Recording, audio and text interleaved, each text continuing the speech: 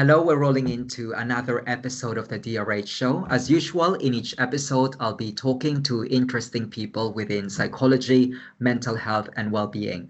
My brilliant guest for today is an independent researcher who specializes in male childlessness and aging. Dr. Robin Hadley, thanks for joining me. Thank you for having me on the show. Okay. Now, Dr. Robin Hadley, could you just give us a quick snapshot of your life? How did you end up doing what you're doing? It's quite an interesting piece of research that you're working on, male childlessness. For a lot of people, they probably haven't heard of that. So what led you to work on that particular area?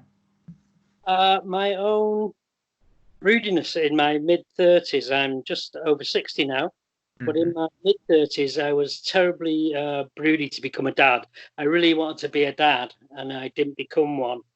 And I didn't become one for a lot of reasons.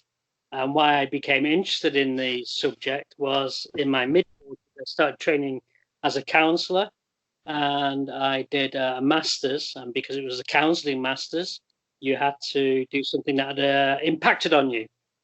Psychologically, and so I just remembered that how broody I was. My supervisor at the time, Liz Ballinger at Manchester University, said, "Do that. I've never heard anything about that." And that's when I found out there really wasn't anything about men and reproduction.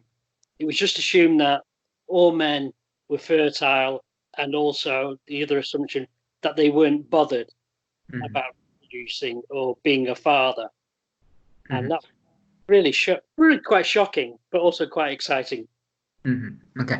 Thank you for sharing us what led you to do this piece of research. Now, you used the word broody, and I'd like to touch upon that. Are men really bothered about reproducing? And you talk about earlier that this could be just an assumption, because, when we're talking about fertility and reproducing, we tend to link that to females. So what have you found out when it comes to men being broody? Well, yes, men are broody. It depends. Everybody's unique, but the same goes for women. Not all women want to reproduce. Most people are somewhere in the middle of being, well, I'd like to, I've just got to find the right person. Certainly for a lot of women who are childless in late 30s, 40s, that's the thing that why they're not mothers. They couldn't find the right person.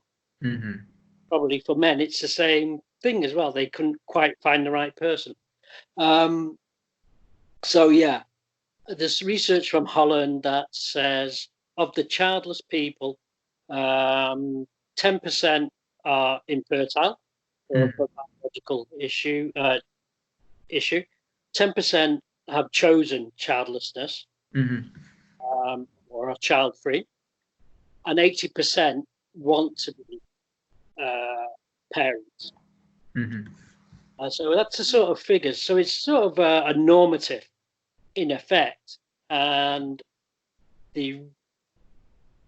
why is it always associated with women? Well, you could argue that's because of controlling women and linking women with nurturing and motherhood, puts them in a nice box. And keeping men out of that box feeds that matricidal, I think matriarchal is the word I'm struggling for, matriarchal normative. Women are nurturing and caring and mothers, and that's it. And men aren't. So they're defined by opposites in effect. Men, if you think about it just as a species, there's a male and a female, both of them want to reproduce for the species to continue. And if one of either of the sexes didn't want to have sex and reproduce, the species wouldn't survive. And it certainly wouldn't, I think, go on to develop technology like we're using today, where we're hundreds of miles apart, but we're talking live in real time.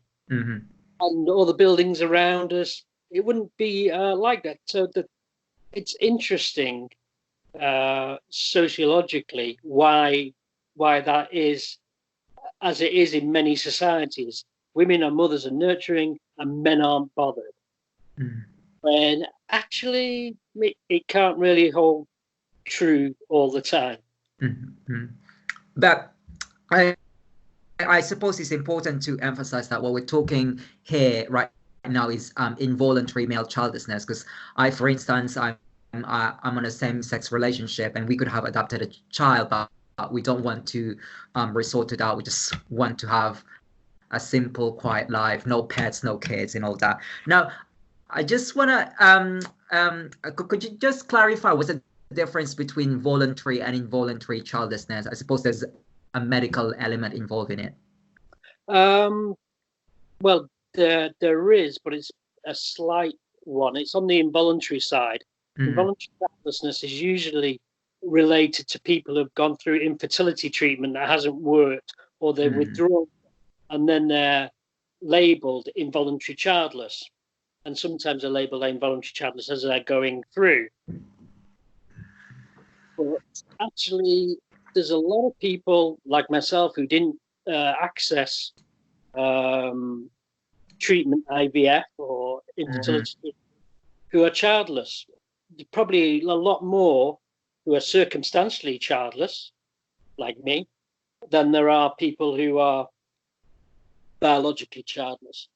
Voluntary childlessness is usually people who've decided that they're not going to become parents. So there's a voluntary aspect to it. All these terms are really contentious. Some people would say, well, I'm voluntary childless. Actually, I'm child-free. I absolutely don't want children.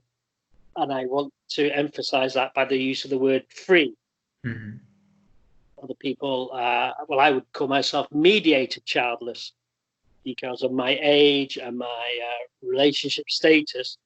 I'm not going to become a dad.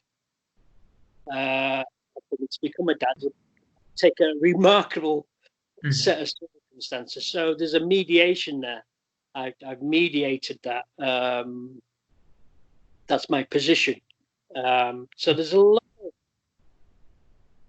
actually uniqueness in how people define themselves. They put in there. So voluntary and involuntary are two very broad terms. I think the other thing is people move up and down and in and out of how they define themselves. So then about you and your partner choosing that you're not going to adopt, you're not going to have any pets, that's fine. Quite a lot of people move in and out of a relationship, and when they move to another relationship, might become a parent, a step. So they might say, well, I was voluntary childless, but now I'm not because I'm choosing to be a step parent. So it's not a simple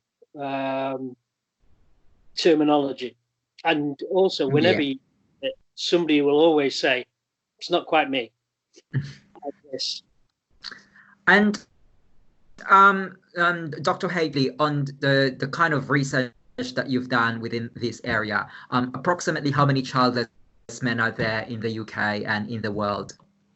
In the world, that's a really good question. It's really difficult to pin down accurately because we don't really collect the data on men.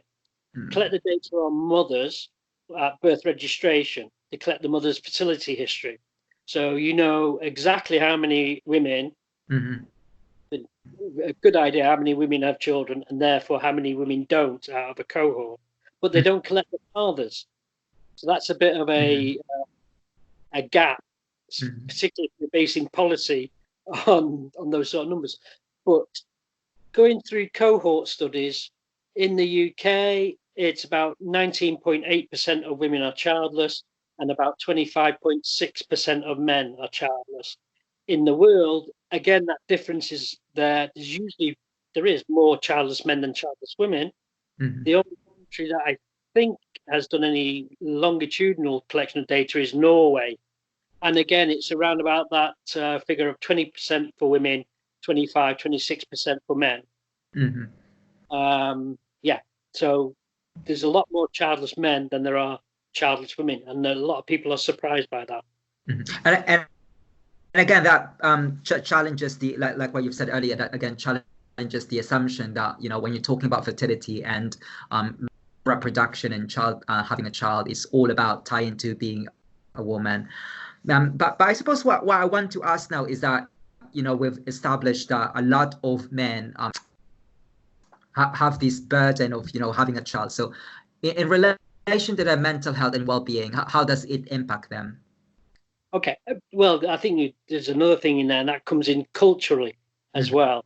I mean, some cultures are very overt and very structured in what's expected of you as a man and as a woman, and other cultures aren't. But there's a really lovely survey in Sweden, and they did lots of data collection from mortality information, from health information, from marriage information. And what they found was non-contact fathers and childless men were much more liable to death through risky behaviors, smoking, cancers, all that sort of thing. And these men were in their late 20s to late 40s. That's the sort of age range. So there was something about that relationship or lack of relationship that allowed behaviors to veer towards the not great. And generally, I think it's how you're socialized to be. So I was socialized from my parents that I was going to become a dad, and I was going to become a dad, and that would be it. And a lot of the men I speak to would say, that's life. You grow up, you're working class, you get a job, you get married, and you have children, and that was the end of it. If you're middle class or upper class, you go to university, then fill that one in. And when you're off track compared to your peers, and you notice that, which is usually in the 30s and 40s, actually, I thought I would be here by this point, then it makes you question yourself. What's wrong with me? How do I fix this? Why aren't I reaching the ideal? And then there's all sorts of questions around that, and that can lead to depression, anxiety, behavior change. Depends. I mean, if you rationalize it, say, actually, I never was really that interested, so it's not a problem for me, then it's a different thing. What you may find is that socially you're treated differently because you're not fitting in with a norm. And again, if that's a really structural culture you're in, that can have mental health effects because you're not fitting in, and also people will stigmatize you or treat you differently.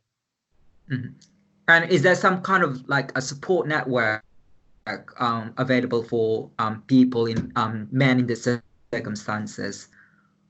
There's very little, actually. There's quite a bit for women. There's a great organization called Gateway Women run by Jodie Day, and that's for women late 30s, 40s and over who wanted to be mothers and didn't become them. And that's a really interesting setup. It's online, but they have local groups that meet up, and it's very social. And she has a 12-step plan of actually a plan B for life, because plan A has. But there's no equivalent to that for men. There's specialist Facebook groups for men going through infertility treatment. Some groups around that for post-infertility treatment that hasn't worked. There's a group in the UK, More to Life, but that's generally for men and women. It's more women that access it than men. So there's very little out there for men and support. Yes, I'm afraid. Yeah, it's quite interesting because you've mentioned it earlier. You gave the statistics, and actually this seems to be more prevalent with men than women. So yeah, perhaps we should be doing more to encourage people to build networks. Okay. Now I just want to Could you just identify some factors that contribute to male infertility? I'm sorry, can you just say that again? I'm sorry. What are the factors that contribute to male infertility according to your research? Okay. My research was really on the impact following infertility or involuntary childbirth. But what impacts on your fertility? Your diet, a little bit of genetics, but it's quite low. Your work, what you wear, there's quite a lot of environmental things that impact on your fertility. So, the testes hang out the body for a reason. That's to keep them cool. And tight clothes, the materials you wear can, your testes get too hot. There's little, very fine capillaries in there. And if they melt together, then that can make you infertile. And that happened certainly to one of the guys that I was talking with, and he didn't realize that. And that happened when he was 15, and he didn't realize until his late 40s that is what happened. So there's a lot of things that can impact on your fertility: smoking, drinking. Again, all those bad things impact on your fertility. And the other thing that many people don't realize is that because sperm's in constant production from puberty onwards, then there's much more evidence that environmental stuff impacts your sperm directly. And so an embryologist was telling me they reckon they could tell when somebody was smoking by looking at their sperm. So that's how direct it is. You can physically see very, very quickly on that. The other thing is, another myth is that men are fertile from puberty till death. And it's true, but a sperm efficacy declines after about the age of 35. So people who are older fathers, statistically, it's only a small statistic, are more likely to have a child with learning difficulties, that sort of thing. The older the egg, the older the sperm, the more issues there may well be in any resulting child. So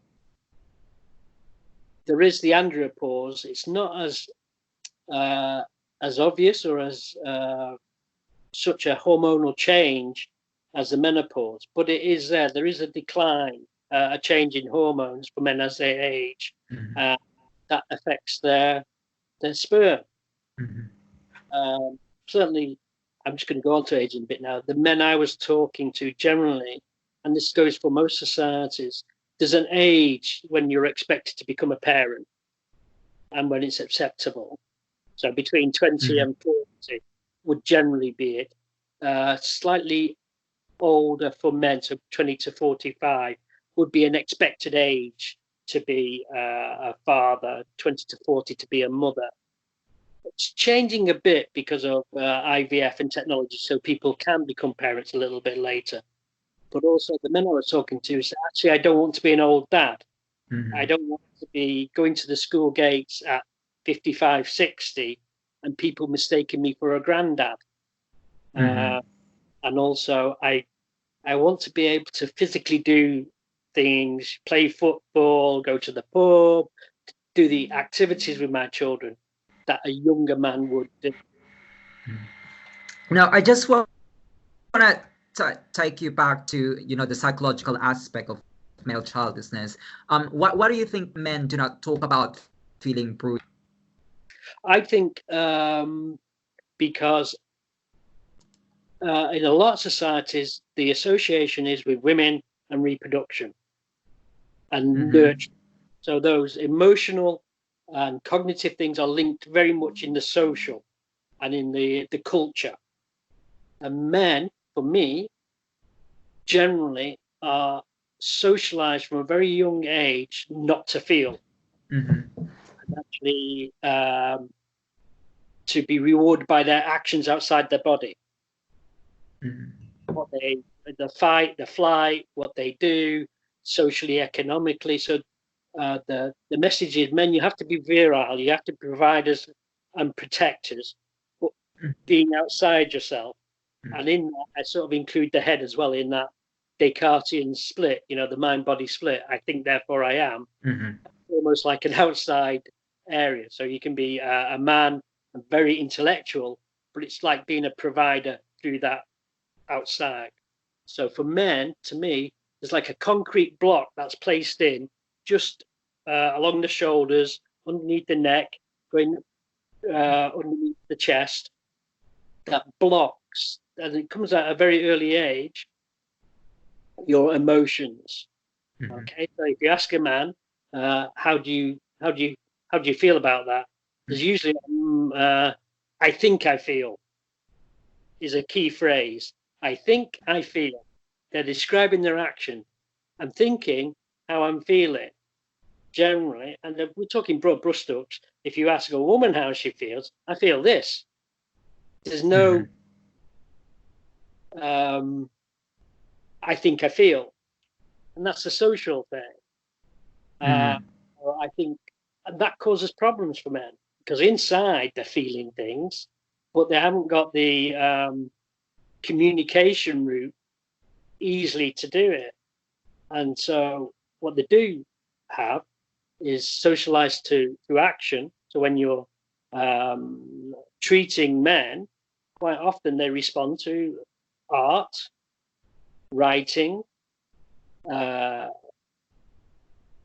healthy walks, that sort of thing. So these are all actions outside that fit in with that. I've been socialized to be virile outside myself. So I was talking to a fellow called Glenn Poole, who used to run help support in Brighton for men who were depressed and suicidal. And the given way was to work from the inside out. So you work with the feelings and thoughts, and then affect the behavior. And what he said, what they found actually in practice, it didn't work for men. It worked for women, but it didn't work for men. And actually to reverse it was the thing, to work with the actions, the things about the actions, and then go back in to follow it in. So that's why I think that, and I do believe it's social. We are socialized. So it's depending how you're brought up, and we know that the how we're raised and that environment when we're very young is crucial for how we develop. I did some research with John Barry and Chloe Newby a couple of years ago, and we found out there was attachment predicted childlessness in later life. And you can really see that if your primary relationship is an anxious one, all future relationships are going to sort of key into that in the working model of being anxious. So in a relationship, how do you start one? If you've got that little bit of fear going on there, how do you maintain it? And do you put your thoughts and feelings in as an equal partner? Or do you always step back a bit? You maybe not give? And I just want to understand, like, how did you feel about talking to your participants? And by the way, are your participants just in the UK, or you've also carried out research in other countries? All my participants were British. One was actually in Thailand, but he was working there. One was Australian, but living in the UK. So they were all white Western, my participants, and most of them British. I found actually they all asked me very early on in the contact processing. So in first contact, usually on the phone, did I have children? And so what I'd say was, I don't have children. I was really broody in my 30s. And what I found in my previous research is there's very little about men and how they feel and what happens in their life. and that's why I'm really interested in this. So I had a nice little couple of lines to say, what about me, why I was doing it, and then back to them. I didn't want the conversation to become about me and my childlessness. Generally, I'd get maybe most of the way through that, and they'd go, "Oh, right, you understand then." So there was something around that of actually somebody understood, and a lot of the men said, this is the first time I've talked about this. And they may have been in relationships for decades and they hadn't talked about it, particularly if they hadn't been through infertility treatment. If they had been through treatment with their partner, then yeah, they would talk to their partner about it. And for these men who've actually participated in your research, have you actually found out how many of them resorted to adoption? None of them had resorted to adoption. Adoption's not a simple process. If people, and I know people quite often say, well, why don't you just adopt? That'd be fine. Just adopt covers a lot of things. It's very hard to just adopt. You have to go through screening, your age counts. I assume there's a lot of babies out there, but the adoption agencies obviously have to protect the child and try and match the child to somebody suitable. So if you're older, the chances are the agency are going to say, actually, an older child for you. If you've been through IVF or any sort of treatment or any sort of issue with your partner while you've been trying to become a parent, then that's quite a strain. It's very, very difficult to go through IVF. And there's a definite grieving process and a bereavement. Because not only if you have been through IVF, the chances are there's been a miscarriage, but there's also a bereavement about the ideal of being a father, of the things you're going to do. There's a bereavement around all that. And that has to be dealt with. So it could well be you're not in a good place, having decided to end fertility ambitions, to then start into another process can be quite grueling straight away. You may have to take a bit of time to reflect and just get used to your circumstance. So some of the men also said, actually, my friend adopted and it was terrible because they got an older child, and you not only adopt the child, you adopt their history. So then there may be access rights for parents, there may be all sorts of technical things you hadn't really thought of. So you become part of a family that maybe you didn't expect to become part of. So adoption isn't easy, and it's not an easy option. There's some research that says women tend to prefer to adopt, but the men prefer not to. There may be something about I think it's all about psychology as well. You're not willing to have someone not from your own genes, I suppose. And I suppose that it's also the same with fostering. People in these circumstances are not also open about the idea of fostering, just like for the same reasons that you've given about adoption. Now, Dr. Hadley, I did a bit of research and I found out that you actually carried out a self-funded study for your PhD, where you did a research about anxious childhood attachment, which predicts childlessness in later life. So can you please tell me about it, and why did you decided to self-fund? Because but by the looks of it, this is really an interesting piece of research. This could easily be funded. We decided to self-fund because we couldn't get any funding. And it was me and John Barry and Chloe Newby. And John said it'd be really interesting to do older people who are childless and put in some measures around psychology, attachment, and happiness.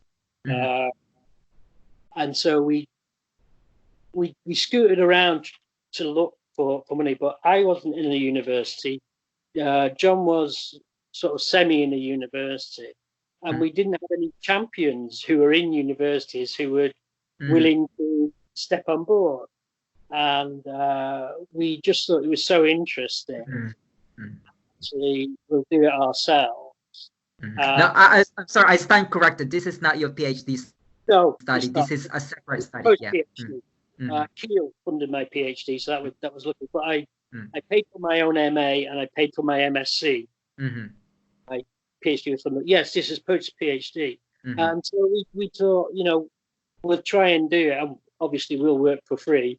And we just had to get some money to do an online survey. We were trying to do face-to-face, but we couldn't really get the numbers, particularly from men. So we could get women, but we couldn't get men. And we really wanted to try and have a balance. So we went to a marketing company, and we developed a questionnaire and then paid this marketing company £1,000 or something. And they guaranteed 300, at least 300 usable hits, and that was true. We did get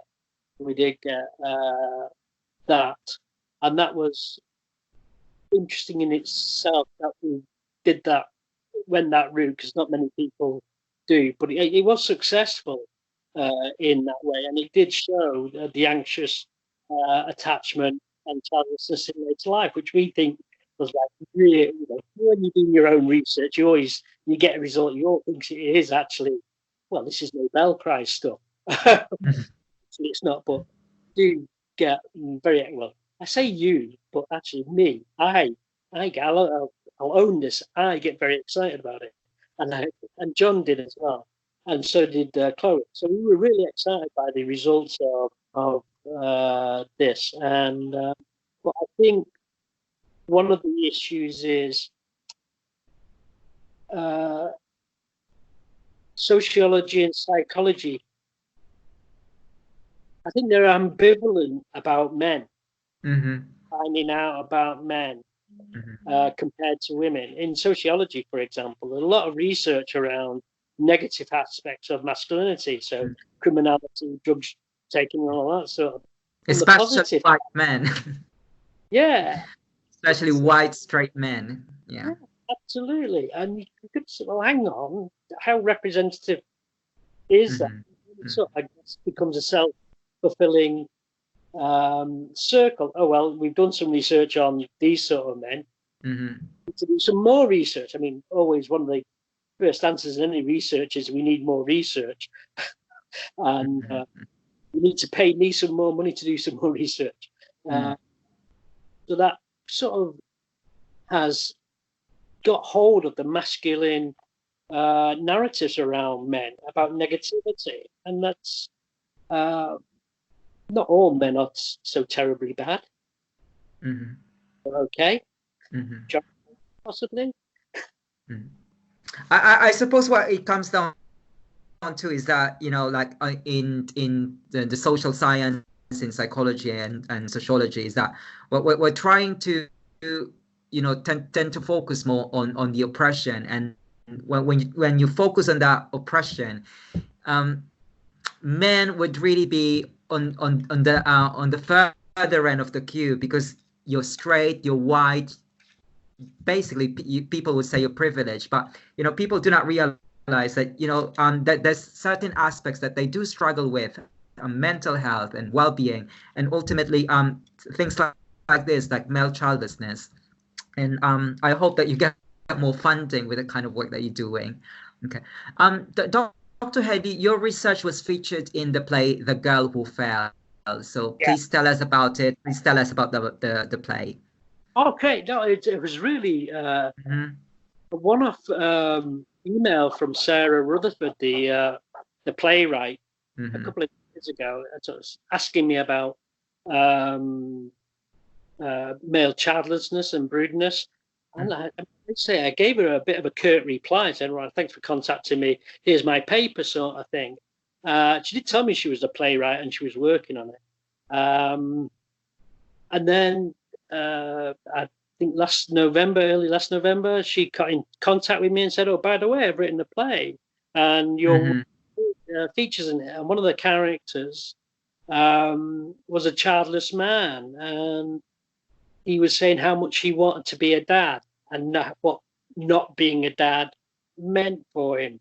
And it was really moving seeing that on stage and seeing that portrayed. I'm getting emotional myself just thinking about it by an actor, for it to be captured and presented out there, because research tends not to be like that. So that was really interesting to see that, and actually to meet Sarah and to meet the actor who was saying, "Well, I read the stuff that you sent to Sarah, and that really helped me in this character because I was struggling before." He was a father. Once I read that, these men were broody and how it made them feel, but also they couldn't express it. So it was that was just lovely to see that, and it's so lovely of Sarah to get back in contact, and also she put it in the acknowledgements as well. So I'm very touched and honoured by that. And Mr. and Dr. Hadley, what's in the pipeline for your research, and where can we find more about your work? Okay, well, I'm just upgrading my website right now. But if you Google me, you'll find me, or you can also email me. I've got papers out. At the moment, I'm converting my PhD into a book. I've got a publisher interested in that, and that's taken a lot longer than I thought it would. But it's really good to revisit the thesis and update it and find out what other people are doing. So I think in the future, get that book out and we'll see what happens. But what I really hope is that people think when they got a client in front of them, what did this man want? What were their aims and ideals? Because one of the ideals might have been, I wanted to be a dad. That might be a latent grief that's not been dealt with. That there's an ideal there that I never reached. And that's part of the thing why I'm behaving like I am, why I'm depressed, because, virility, how do you know a man by his actions? If one of those actions isn't being fulfilled, and if he's only gets made redundant, loses his partner, then these are all sort of building up to issues internally. I'm looking forward to the release of your book, because it's really it's a new piece of work. Especially, it's a good contribution to the emerging field of male psychology, and especially right now we're just hearing about toxic masculinity. But it's nice to see a book. It's nice to read a book that you can actually hear the struggles of white straight men. Now, on that note, Dr. Hadley, it's time for us to wrap up. But it's been a fascinating conversation with you. Thank you for sharing with us your expertise and your experience. All the best. Thank you, and thanks so much. You've been a wonderful interview, and I hope people get something from it. Thank you.